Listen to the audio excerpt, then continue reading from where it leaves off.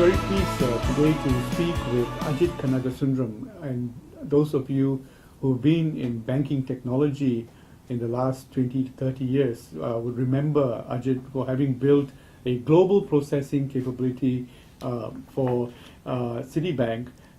He was with Citibank between the years 1983 and 2004, retiring as the managing director of cards and banking applications.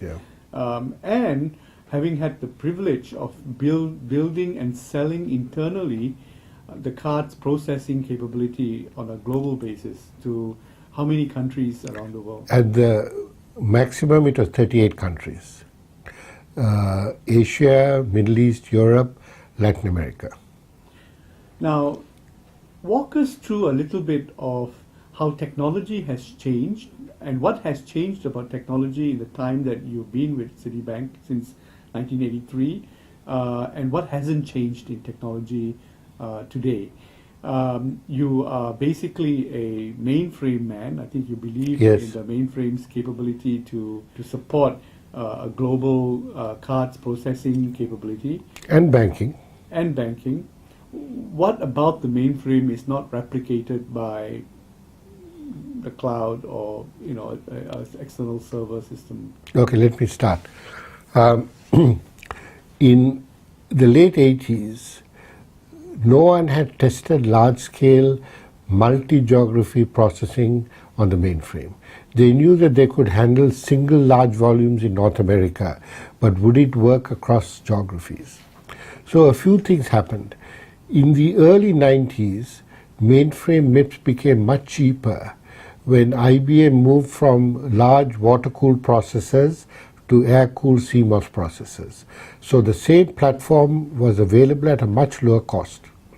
Now IBM has a monopoly on MVS, so the pricing has been always high, but they're also sensitive to the market. So by lowering the cost, they expanded the market. The second thing that happened is that with the introduction of fiber optic submarine cables, international communication bandwidth went up by a factor of 20, and the costs also came down. So it was possible to have centralized processing for multiple geographies.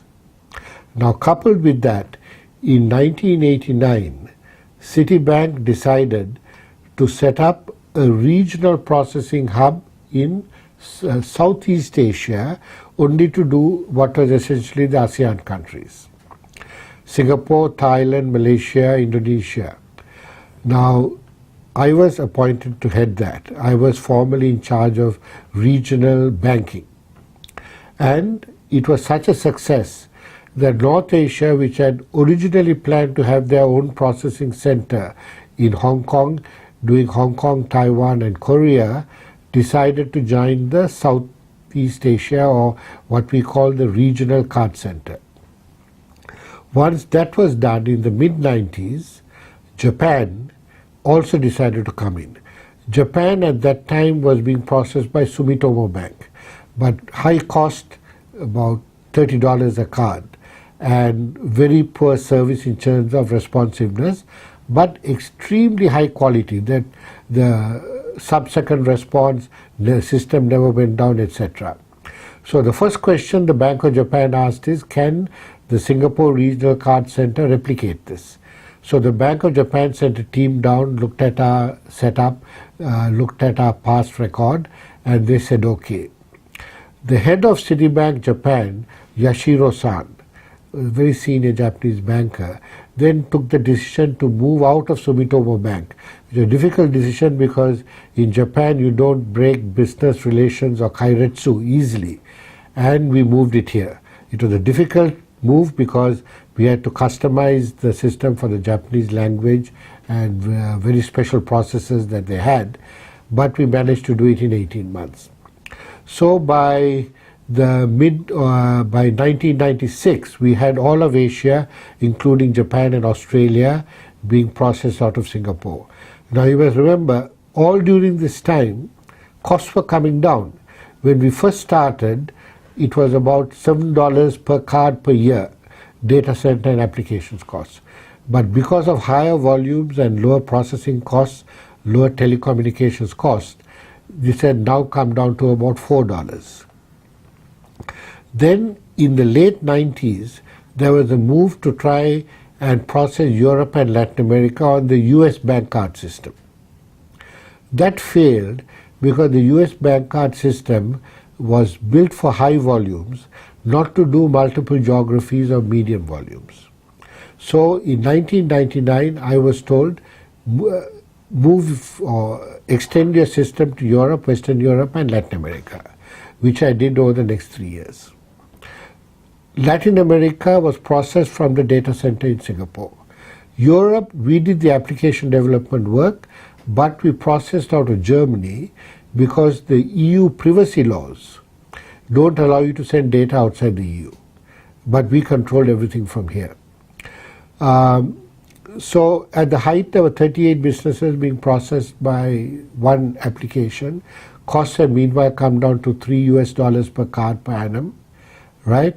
And this is still the only international system that Citibank has. I don't want to mention other banks. Other banks using a similar platform have tried to do 4 countries for $200 million.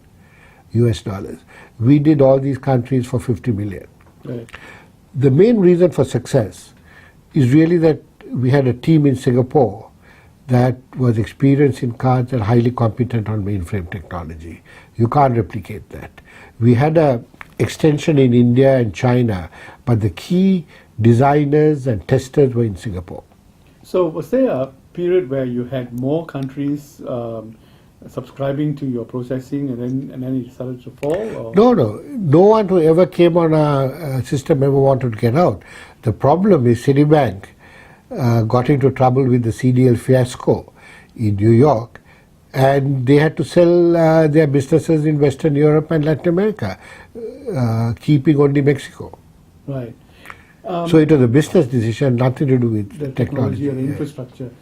Is just 2 related questions to what you built. Was it something that could have been hived off and run as a standalone third-party processing? Was that a potential to run it? I was asked more than once whether I would be willing to work for other Singapore banks. I opposed it. There's a very good reason for this. However good you are, however much you are doing, there is a finite amount you can do in any release, which is a 3 to 4 month period. Now, within Citibank, if there was a contention, if Hong Kong wanted to launch a co-brand and Taiwan, very easy business decision, which shows more profits. But if we were also processing for DBS and OCBC, how do you arbitrate between banks? Right? The second reason is intellectual property. Whatever was new innovation for Citi, one business, another business, we gladly gave it. But how do you prevent this kind of move between banks where they would guard their intellectual property? So for these reasons I opposed it. Now,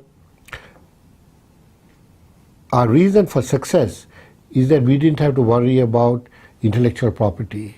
We didn't have to worry about prioritization. These were very easy decisions under one bank. And how has the technology itself evolved? You are a very strong proponent of the MBS core banking platform. But today we find that many banks find it equally comfortable moving into a open server platform, and then some have even started moving into cloud. Yeah, and I encourage that. The main thing is, remember, what the mainframe does is process transactions at high value, maintains the bank ledgers. Now, what is the point of moving that on to another platform when it works well? As I told you earlier, what they should do is put a layer around, wrap this mainframe, Right. only do minimum changes, and interface with APIs. All your internet, your customer-facing applications, your mobile, should be on servers. You don't want to do that on the mainframe, right? But the mainframe will maintain the books of the bank. Yeah. There was a time when for transaction systems, there was a preference that moved from mainframe to Unix. to open platforms? What's your For thinking of- smaller volumes, yes, but the big volumes, still the major banks in North America, Europe, Asia are on the mainframe. I'll give you an example. About 7-8 years ago, Korea decided to move their cards processing platforms to Unix. Everything worked well. They reduced their costs. But at peak periods, they lost transactions and couldn't recreate it. Right? Now, this is a major problem if you're running a financial system. Right. So they moved back to the mainframe. Right. But at the same time, when you think about the things that you want to be able to do, APIs, for example, and open. Yeah, do that on servers. What I'm not saying the mainframe does everything, but what it does well. So leave it alone. Yes, but then you're giving access to external users, external partners. At the same time, the interaction is becoming more and more virtual. So it's not a transaction itself, but the fact that it's happening on the net, for example. Yeah, so the net, you can have an API that interfaces with the net and with the mainframe. And The main question about the mainframe that people ask, the main question is cost of ownership. Actually, two: cost of ownership and the difficulty of getting staff, highly trained staff to maintain it. Let me take the cost of ownership first. The cost of transferring it is quite high. As we discussed earlier, Citibank had a project called Global Go to Common, right, where they tried to make all the instances of the mainframe system in Europe, Latin America, North America the same. They started it in 2010. The budget was a mind-blowing 1.4 billion. okay, And in 2015 it was cancelled right, because it proved to be too expensive. right, I was in the forefront of developing applications for the mainframe, but this is not an indefinite thing. Most of the mainframe development work has been done. Enjoy the benefits of that and leave it alone. And in building your system as well as protecting your turf in terms of your choice of technology, your choice of architecture, and so on, who were your supporters within the institution, and how was the institution itself evolving over time? It wasn't like it was always technology; it had to be other priorities as well. So who was your major counterparty and also your subordinates who worked with you? We were very fortunate. Our chairman, John Reed, was an engineer who placed a lot of emphasis on technology. And the Asia Pacific head, Rana Talwa, also funded technology a lot. So really, from the management point of view, there was no pushback. Were there proponents of other platforms? Yes, Europe wanted at one time the DEC platform, but DEC went under. Right. Unix was always touted, but it could never actually handle the high volumes. At one time, we had the smaller businesses in Asia on IBM mid-range machines, but they couldn't handle the Hong Kong and Singapore volumes. Right. So there were no major threats to the mainframe. Right. And just about the time when you're leaving the bank took a decision to consolidate all of these systems, and you're given it a few nuances, which is Europe has some nuances are different from South Asia and so on. How were those nuances carried into any iteration change in the core system in the new era that after you left, for example? No, they have maintained it. They tried to do the common for all countries, spent 1.4 billion and then cancelled it. Now they've gone back to what I pioneered, separate for North Asia, South Asia, Europe. It's not infinite. You have about 6 instances around the world. Okay. And you transfer best practices across them. Right. This attempt at unifying the whole infrastructure, regardless of the fact that some of the areas that it covers have different price structures from others. So you have China, you've got Middle East, you've got India, you've got Southeast Asia, and so on. So how did Citibank prioritize its restructuring or its? They didn't. They had a huge. There were about 3,000 people working on the project, and they tried to do it all at the same time, which was a failure, right? Right. And how much did that failure cost them? 1.4 billion, the largest banking technology failure in history. And what do you think they should have done? They should have carried on with what I did. Have a release every 4 months for each region, transfer best practices, and tolerate minor differences. Who were your most important supporters in, when you were building the infrastructure? No question, Rana Talva. He funded it. In fact, when I first started in Citibank, there's a process called the Major Expenditure Proposal. And I was struggling with that, and he said, look, your job is to build the best infrastructure, the best technical team. I will look after expenses. So I literally started with a blank check, right? And that carried on quite a lot. And what was involved in selling the proposition to your various countries? What were the kind of questions that came out, and how did you? You see, when we first started, the fashion was each country to do its own thing. But when we demonstrated, okay, for cards we had to do it centrally because we wanted to launch 5 countries simultaneously. But the idea was after 2-3 years we looked to processing in country. But it was such a success that we never looked back.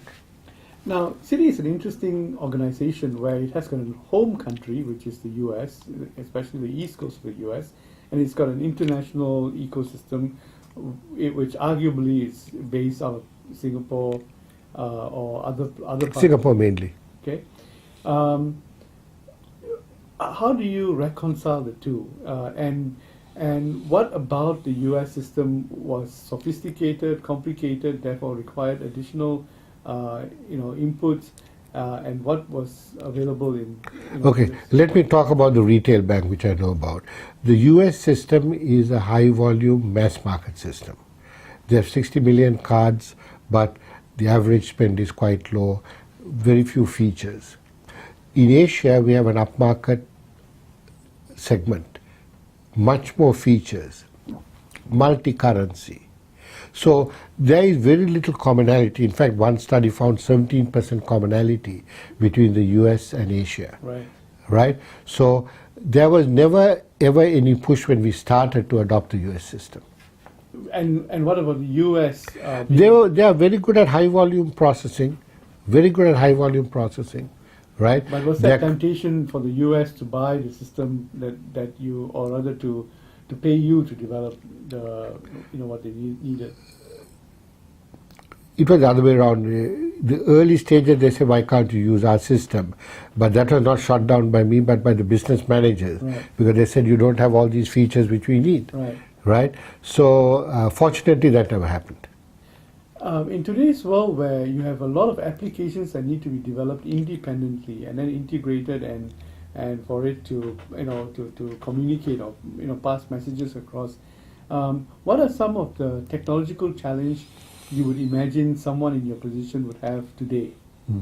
You need to be very conscious of your data structure.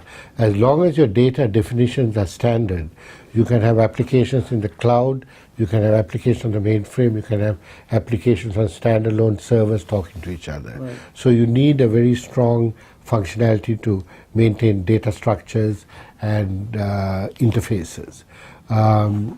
The challenge today, quite frankly, is to develop new applications for mobile and the net. Customers, the cycle when I started for a new card product was maybe 6 months. Today it is in weeks. So people have to be much more responsive. Actually interesting, a lot of fintech applications, right? Companies are now looking at insourcing what they had outsourced. For example, they say developments are far faster if your application people and the business people are talking to each other every day in the same premises, right? Because you don't go through elaborate system requirements, coding, testing. You do prototyping, rapid prototyping. Yeah, this is what I want, go. Or this change the screen, change that thing. So the cycles are becoming much faster. It's very challenging. And how would it be working as a CIO today or a CTO today relative to when you last were responsible for this? Well, as I said, the rate of change is faster. Today you need to be master of multiple technologies, whereas in my time, if you were good with the mainframe, that covered most of it. Right. So that was it. And today there's no more sophistication, no more complexity, no more... Much more, I would say today, right? But it's in compartments, right? You see, banking is a journey. We built the foundation. I'm not saying, that's all that ever needed to be done. What I'm saying is the new guys should build on that foundation, not try and reinvent the wheel, but go beyond that. And what are the skill sets that are coming on stream now? I mean, I'm sure that there's not many KICS or CICS. That's a problem. As I said, if you check the facts, all the big banks in Europe, America, Asia are on the mainframe. But no one for the last 15 years in America or Europe, no student wants to learn this. So this has migrated by default to India and Philippines. But even there, the young people don't want to learn this. So it's going to be a problem. Ajit, you are not just a builder of systems for your own bank, but also you're an observer of how competition is evolving. Who do you think will be the next Citibank, building a cross-border, regional or international or global infrastructure? They're very interesting. When we started in the 80s and 90s, a big North American bank who could spend on technology had an inherent advantage over the local banks. That has gone. Today, a DBS or an OCBC or a country I know well, Turkey, Right. Their banks are as good as anything in Western Europe, Right. because they have access to the same technology, the same consultants, Right. right? So the advantage of the big traditional countries like the US has gone away. And I think smaller banks are much more nimble. They can take decisions faster. They can change faster. They have less baggage to worry about. But what about building and scaling quickly? Yeah, so you can scale, right? And what about processes or banks, institutions that want to have a much more highly unified structure where they treat all transactions the same and therefore benefit from the cost per transaction? Well, this has been an argument all the time. Actually, the cost of processing power is going down. So why unify something which is going down in cost? Tolerate a bit of diversity, right? It's better to innovate in new products and services rather than to constantly re-engineer your backend. And so leave the back end Alone, unless you need to change it. And that's advice that you give regardless of the size of the institution? Especially regardless of size. I just told you, Citibank spent 1.4 billion and failed. And they put their best brains on the job. And why do you think they would have failed? Because the job is inherently difficult. I see. Right. The variations on the different markets. That's part of it. Partly then you have to start arbitrating between requirements of different countries. If, for example, you had Europe and Latin America on a different platform, if Brazil wanted something quickly, you could do it. But if you wanted them on the same platform, you have to go through every country in Europe. Do you want this? Do you want this? Do you want this? So the whole requirements process becomes longer. The code becomes more complex. Then testing. Yes. Remember, if everybody is on the same platform, if Brazil changes something, every country in Europe has to test it to see whether it affects them. Right. So you don't want that. Right. You've had a fascinating history. Who were your, not just mentors, but champions? Who understood what you saw and helped you to build? As I said, I was very fortunate. The Citibank senior management, people like John Reed and Rana Talva, and later Bob Willemstad, they supported me a lot. They saw the vision. Within banking technologies, I admired the people who built the US bank card system because they built it for very high volumes, very high service levels. Right. So I had some internal people. Citibank, one of our problems, we tend to be arrogant. We thought we were the best. Yeah. Well, it's been a fascinating life history, and we look forward to reading your deep intake in terms of your experiences that you've had. Can a Citibank, having launched a monolithic project, $1.6 billion, to create that processing capability, can they step away from it, you think, today? It has taken the right down and moved off because it failed, right? I mean, they could have used that money to buy PayPal, really change the equation, Right. right? Instead, they put it to re-engineering the back end, which is the wrong thing to do. Ajit, thank you so much for spending time with me today. Thank you.